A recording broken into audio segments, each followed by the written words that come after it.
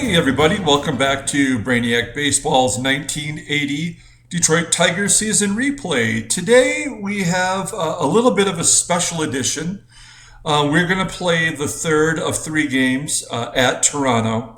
And then after today's game, we're going to advance a day to the off day.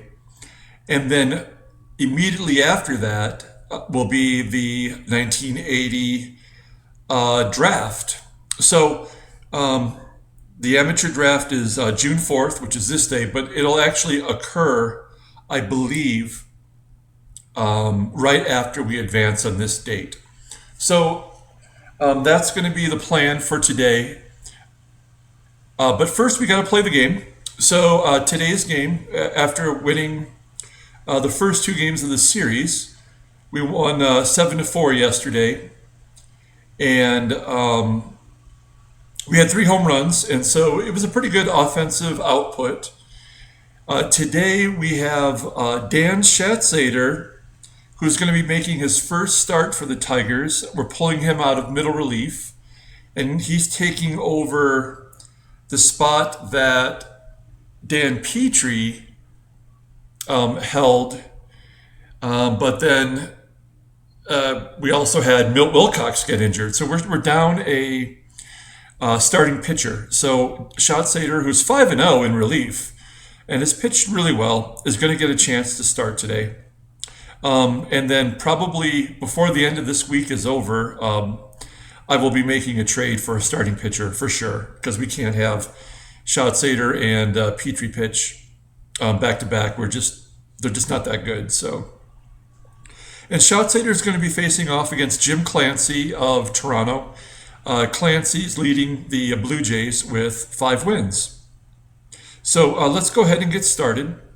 While this game is loading, I just wanted to mention real quick that on Tuesday, coming up, we're going to be doing Time Travel Tuesday, where I'll be opening a box of 1980 Topps. I'm sorry, not 1980, 1989 Topps.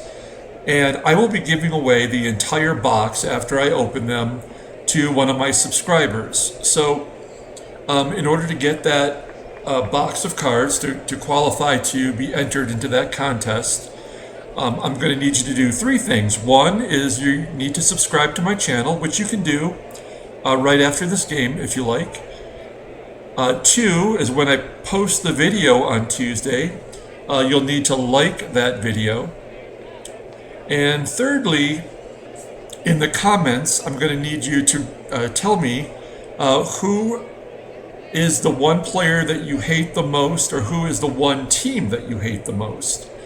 For me, the team that I hate the most is the Houston Astros, followed very closely by the New York Yankees, who I respect, but I just hate them. And I definitely know the pitcher, the player that I hate the most is Frank Tanana, and when I do the 1989 card break on Tuesday, I'll tell that story why I hate him so much. So that'll be on Tuesday coming up. So let's go ahead and get to the game. We got to get through this so we can get to the draft.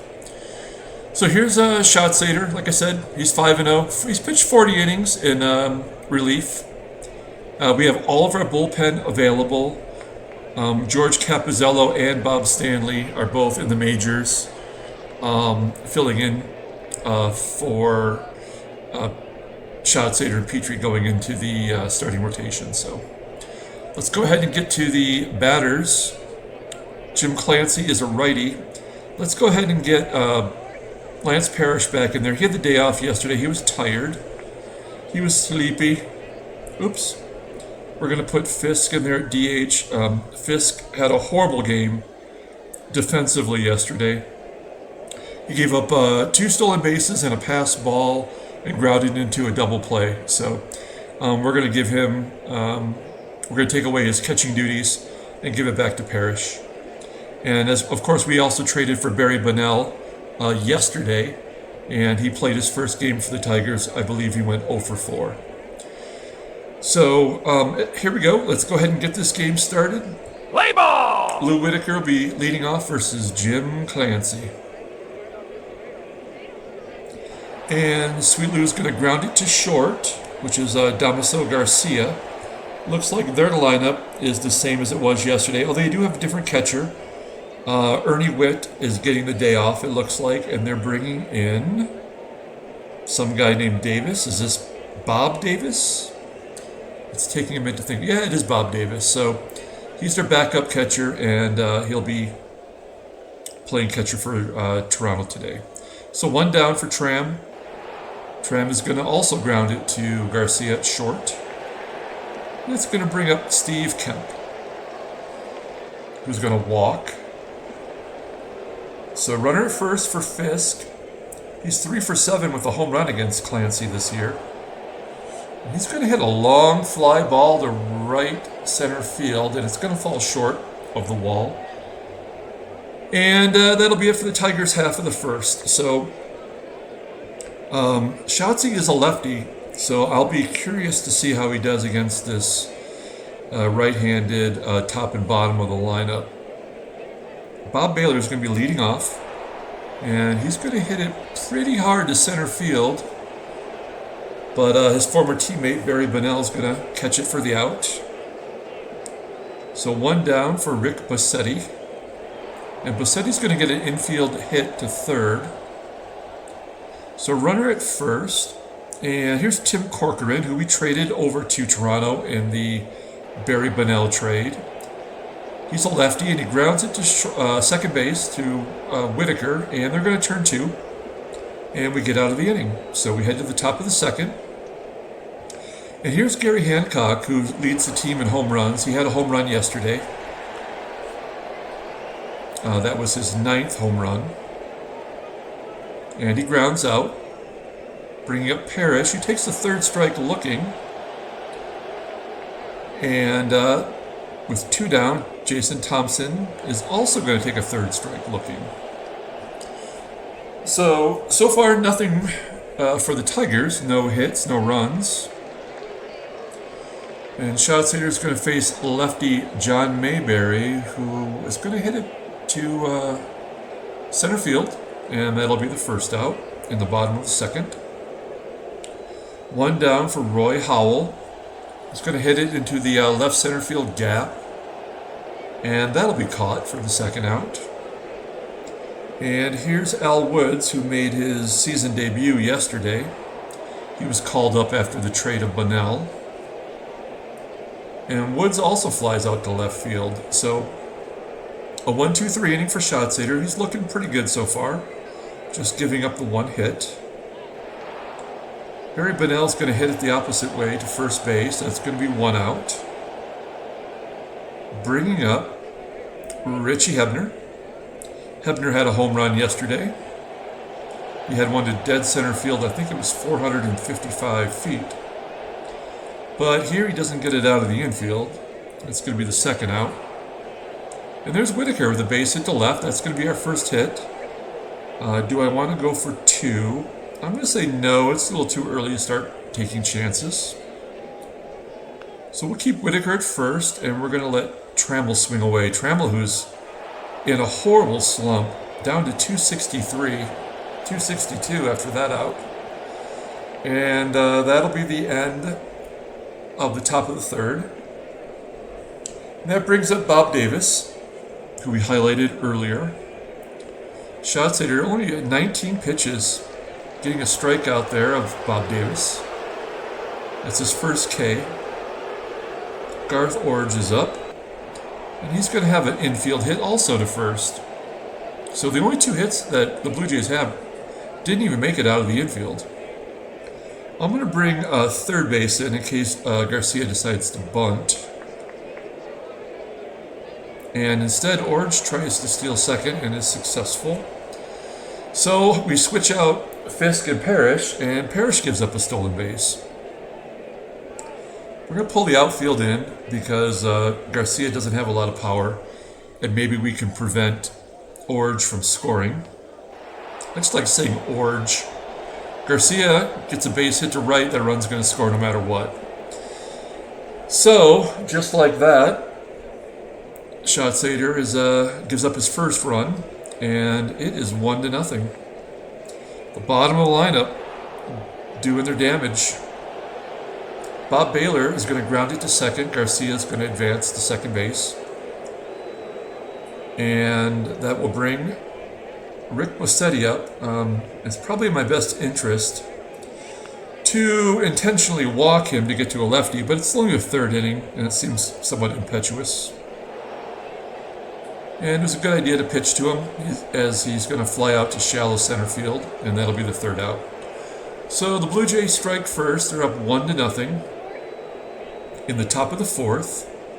And Steve Kemp, who walked his first time up, is batting to start off the inning. He's going to ground it to third for the first out. And that's going to bring up Carlton Fisk, who grounds it to short, and that'll be 2 down. Jim Clancy, 46 pitches, but looking pretty good. Gary Hancock's going to rip it to right field.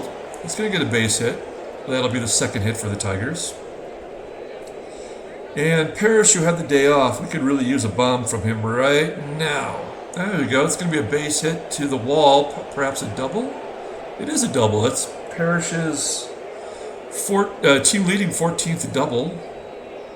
And so Hancock has held it third. And it's going to be second and third with 2 outs. And Thompson's going to weakly fly to center field.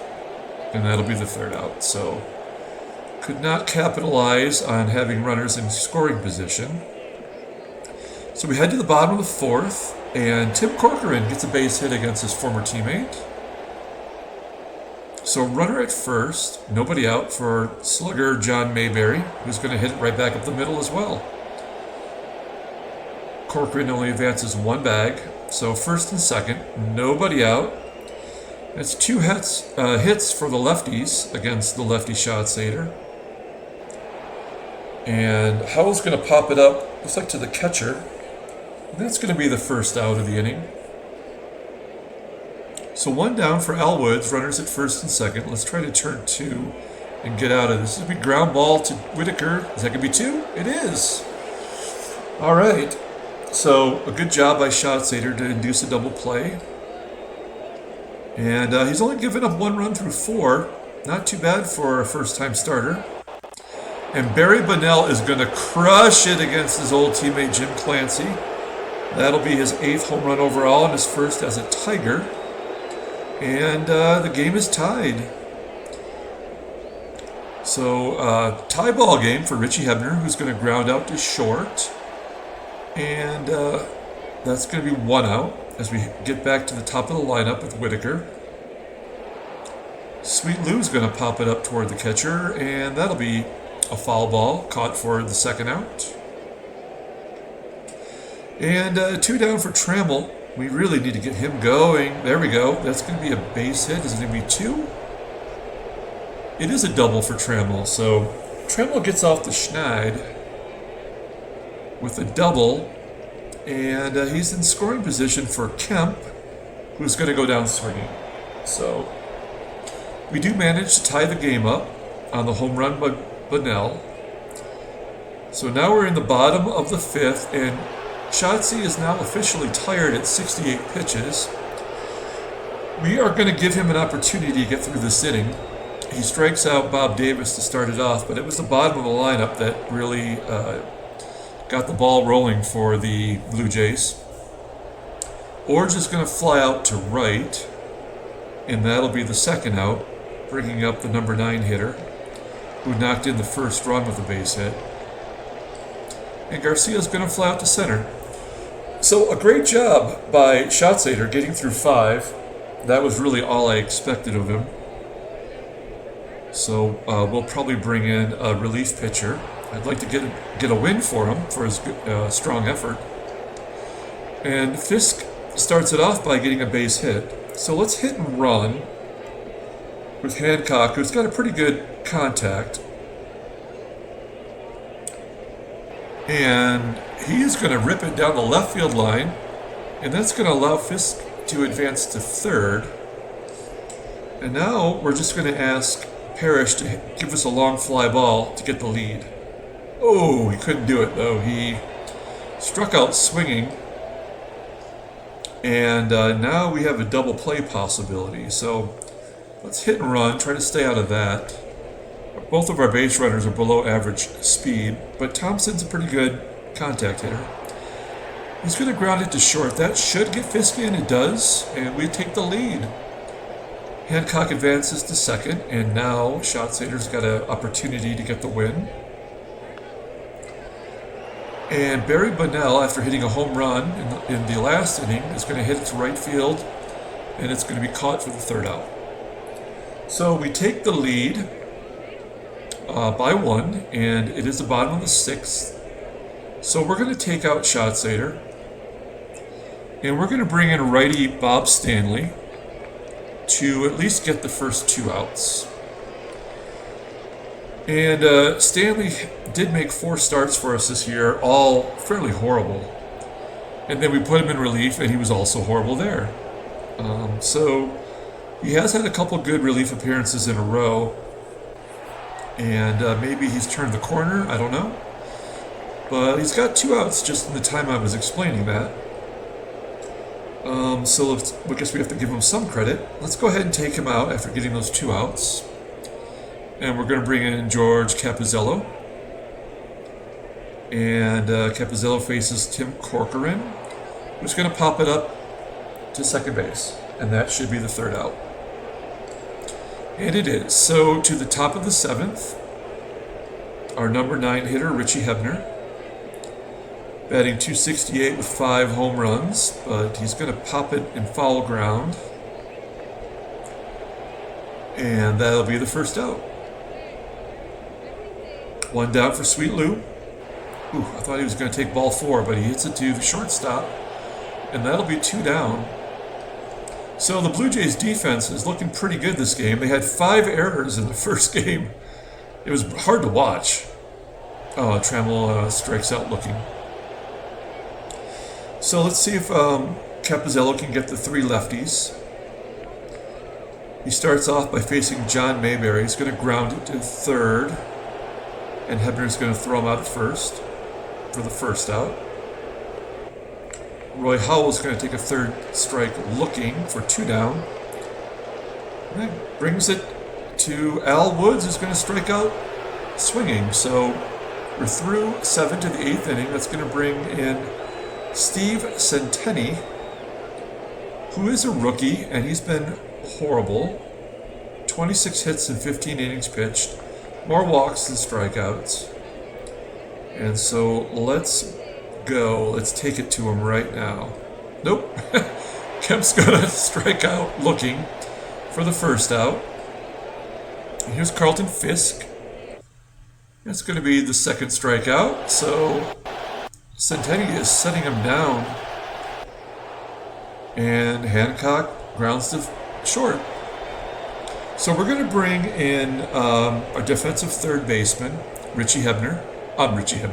I'm sorry. I mean Tom Brookins. So he's going to be the defensive replacement at third, significantly better defensively. We're going to take out Capizzello, and we're going to bring in Dave Tobick, who hasn't pitched in a few days. And he's going to try to get us through the 8th. So backup Bob Davis takes a walk. That is not a good way to start. We're going to bring the corners in. Try to prevent a bunt to get in scoring position. They're going to try it anyway. Oh, and Orge walks. So this is not going well. That's 2 walks. Going to bring the outfield in.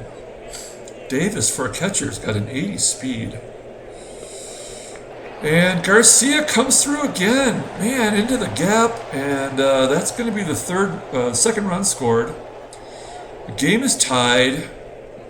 Schatzie is not going to get the win. And now we've got some real problems. So we got to bring the outfield in. The infield in. And once again, the bullpen blows it. And it's the bottom of the lineup for the Blue Jays that are really taking it to us. Baylor is going to fly to deep center field. That'll get the third run in and give away the lead. I did not see that happening. Our bullpen has been pretty good with the occasional spotty relief appearance, but Tobik could not get through the 8th inning without giving up the go-ahead runs. And so I guess we need to bring in John Hiller, who's pitched the first 2 games of the series. And hopefully he can get through this. He does. He strikes out Corcoran. And here we are in the top of the 9th. And wow. That was a sad turn of events. Parrish is 4 for 4 with a home run against Centenny. But he gets him to ground to third for the first out. And here's JT with 1 down. He's going to walk, so we're going to take out Thompson.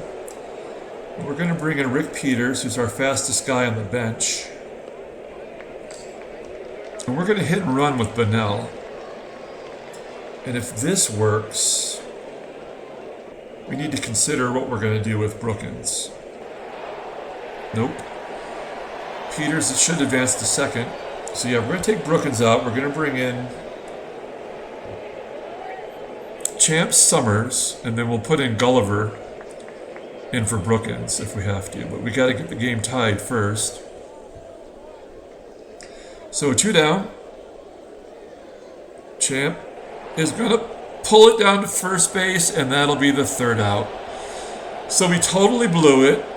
That's really disappointing. Don't forget, if you're hung around this far, you may be wanting to watch the draft, so that'll be next. We're going to check transactions first. And, the great Willie McCovey retired at age 42. So good for McCovey. Gaylord Perry out 4 months with a broken hip. So let's take a look at the box score real quick because, that's what we do. I'm sure Tobik's going to get the loss. That is very disappointing. I'm really kind of ticked off that we couldn't do any better than that. But, Tobik takes his first loss in the season, boosting his ERA up to 3.38. Steve Centenny gets his first win on the year at 1-5 in relief. Both starting pitchers did a really great job. And Bunnell got a home run against his old team. So, all right, let's advance a day. And here we go, folks. The amateur draft occurs today. So what's going to happen as soon as I hit OK, if you're not familiar with the game, it's automatically going to draft the first 14 players. You're going to see it on the screen. I just pointed to the screen like you could see me pointing at the screen. That's good focus on my part. And so I have the 15th pick. And so I'm going to hit OK, and you're going to see the first 14. We're going to take a look at that real quick before I draft. So the first overall pick goes to Toronto, and they took Danny Tartable. Kevin Mitchell goes to Oakland. Kevin Seitzer goes to the Mets. Darren Dalton goes to Atlanta. Ricardo Saenz, which I mentioned in our draft preview, it was a career Mexican Mexican League player. He played until he was 45 years old. And he goes to the Seattle Mariners. The great Bo Jackson goes to the Padres. Eric Davis, Eric the Red, he goes to the Giants. So he's Eric the Giant now. Oda B. McDowell goes to the White Sox. Darryl goes to the Dodgers. The Rocket, the 10th overall pick, he goes to the Cubbies. They desperately need him. They're the worst team in baseball. He might even make the starting staff as a 17-year-old. Longtime California Angel Dave Clark goes to Clevetown. Randy Velarde goes to Minnesota. Glenn Braggs to Texas. And Sid Fernandez goes to the Phillies. So let's go ahead and take a look and see who's left. I mean, there's a lot of players left. So I have a pretty good option of 6 different starting pitchers here to choose from. Plus we got Wally World. And you can see the others here. But let's just face it, we're coming down to these 6 pitchers. I've always been a fan of Danny Jackson. He's a lefty, I believe, right? Yeah, so he's a lefty. Doug Drabeck had a great career. I believe he won a Cy Young. Jamie Moyer pitched until he almost was dead. Gubigza, I admire that guy. He's an Angels announcer right now. Bill Wegman, don't have any real interest in. So this is where they are now overall, and of course this is where they project to peak. And this is what my scouts are saying what their rating is. So, I hate to go with the top man on the board, but I wouldn't mind a lefty starting pitcher in the future. And so I think we're going to go with Danny Jackson. So, what's his? His endurance is good. He's young, so his control will improve. His command is good. Not really much of a strikeout pitcher, but we don't have any of those anyway. Fastball, slider change. Slider is his money pitch. So yeah, we're going to draft Danny Jackson. I hope everyone agrees. If you don't agree with me, tell me who you think you would have taken given who's on the board. Terry Steinbach, Devo, Chris Sabo I don't like, Chuck Finley, Mr. Tawny Katane. He's a lefty also. Let's take a look real quick.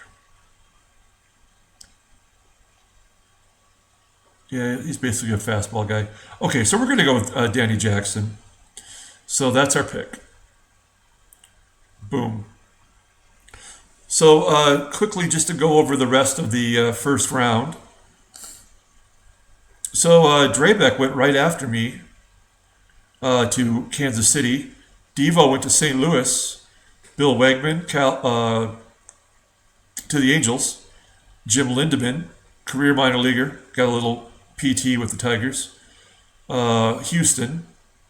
The Yankees get catcher Jeff Reed, long-time backup. And Wally Joyner, Wally World goes to Cincinnati. Ivan Calderon goes to Boston. Alan Cockrell, I remember him, but I don't remember him well enough to give any real information on him. He goes to Milwaukee. Russ Morman goes to Montreal.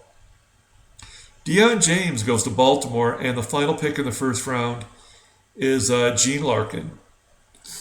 So you can feel free to take a quick look. You can always pause it if you want to take a longer look at these. But we need to get through this. So we're going to take a look at the second round. Oh, look, Chuck Finley is still available. Wow. Should I take another pitcher off the board? I mean, that's probably a good idea. None of these hitters. Robbie Thompson probably deserves a little Hall of Fame recognition. Pagnazzi. Okay. Oh, there's Tony Fernandez, who passed away earlier this year.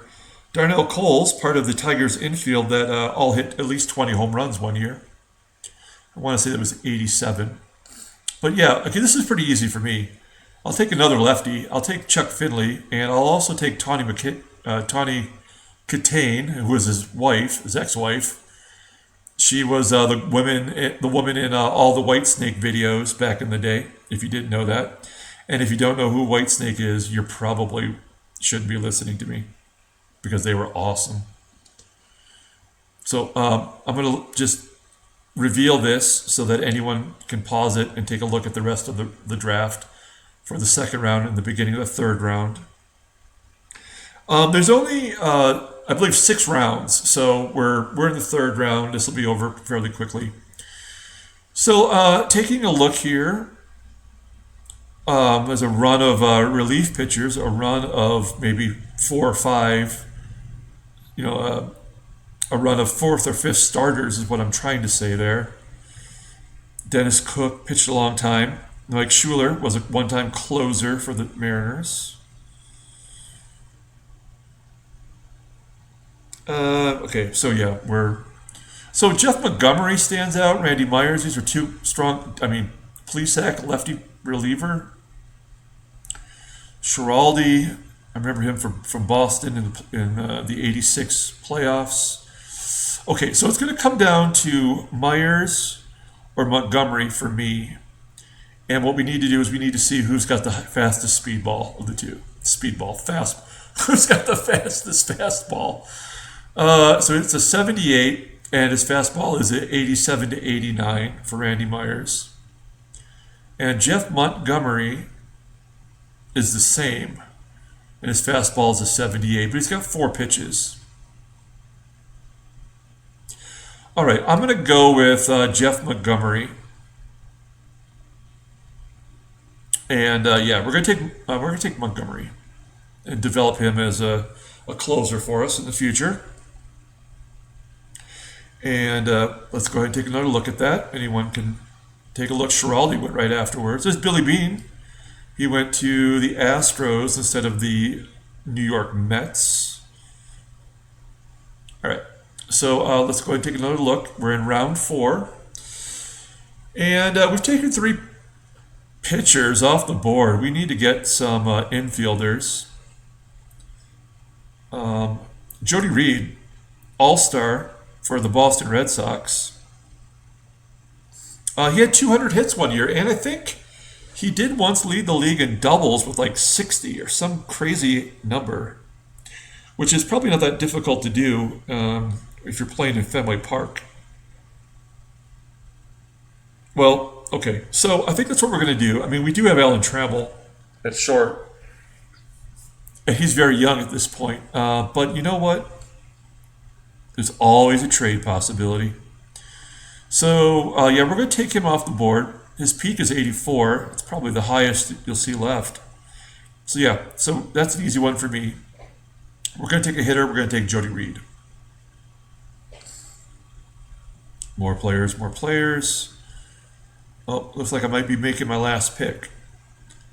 So maybe it's just 5 rounds in this situation. So, yeah, okay.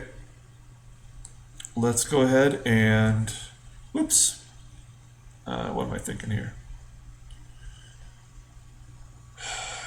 Sorry. What the hell is happening? Yeah, okay. Everybody's thinking. Okay. Sorry about that. That's embarrassing. Okay, so let's make our final pick. Not a lot of candidates here that we can get too excited about. There's Rich Surhoff, BJ's brother. There's Brian Fisher, not a horrible starter for the Pirates, but not someone I want. Sherman Corbett, he was a closer at one point for the Angels. Laddie, a good Irish kid. Espinoza, he was on the Yankees. So Jim Whalewander, I mentioned he was a punk rock shortstop for the Tigers. And, yeah, so all we have left are catchers and shortstops. Paredes, he might be a possibility. Craig Eichart. Okay, so let's do... Wow. I mean, this is the bottom of the bottom, right? I'm thinking Sherman Corbett. Let's just take a look. He's got the glasses I like. His fastball's not too shabby. He's a 2-pitch guy. He'll be a middle reliever. He's a lefty. I don't think I drafted any lefty relievers. So we're going to go ahead and take Corbett. And that should finish it up, guys. Oh, no, it is in the 6th round. Oh, there's no one. They didn't even leave me anybody. So that's it. So that'll be, that's the draft. And I appreciate everyone tuning in. Come back tomorrow, and we'll start a new series against the Baltimore Orioles in Baltimore. As always, I appreciate everyone following along. Like and subscribe, and have yourself a good night.